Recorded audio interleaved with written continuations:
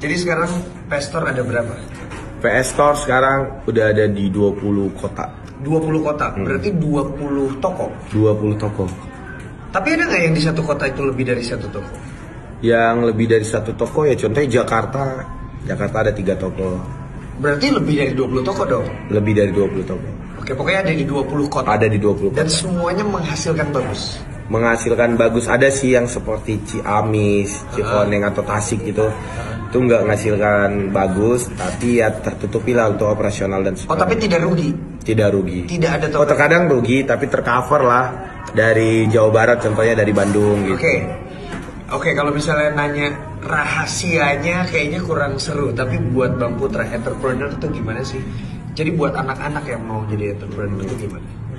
Jadi sebenarnya simple banget ya. Sekarang itu banyak orang yang nganggap bahwa entrepreneur ini susah. Karena bahasanya dia udah entrepreneur. Sama nih kayak pesan kopi black dong, black coffee. Padahal kopi hitam, tinggal bilang aja biar mudah.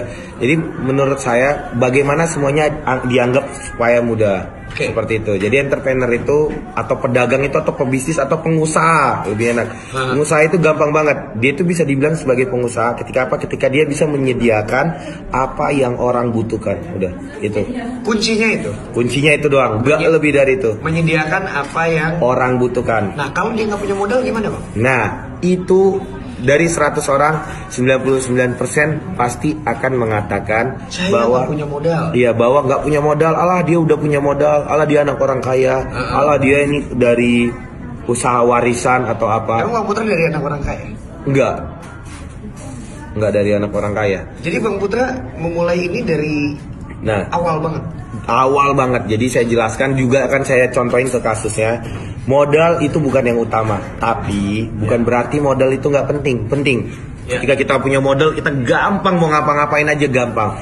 Tapi ketika kamu berpikir bahwa modal adalah yang utama, kamu tidak akan bisa mulai bisnis dan tidak akan bisa menjadi entrepreneur. Sama kayak content creator ya. Kalau dia berpikir gadget adalah yang utama, dia nggak akan bikin konten. Nggak akan bikin konten. Contoh nih, saya kasih satu kasus nih. Ini ada 2 orang, satu dia nggak punya modal nih, satu dia punya modal 100 juta. Jelas ya, berarti ini punya modal, tidak punya modal. Terus ada nih, orang ketiga dia pengen nyari mobil, tapi orang kedua ini nggak tahu ini cara ngejual mobil, nggak tahu cara ngedapetin mobil, nggak tahu. Padahal dia udah punya uang.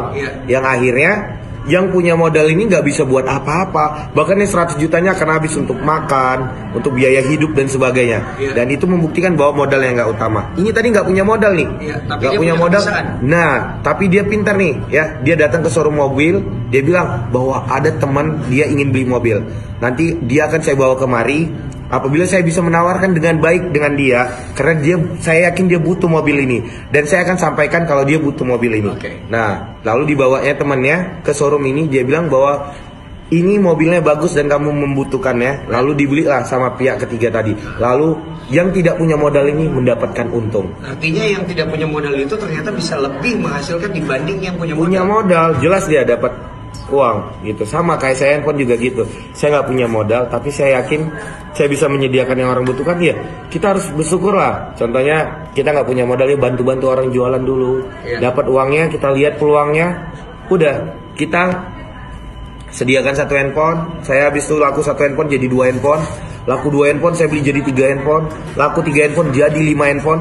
Laku 5 handphone jadi 10 handphone. Laku 10 handphone jadi 100 handphone. Itu asli. Jadi 100 handphone jadi ribuan handphone sekarang. Itu asli, kisah nyata banget.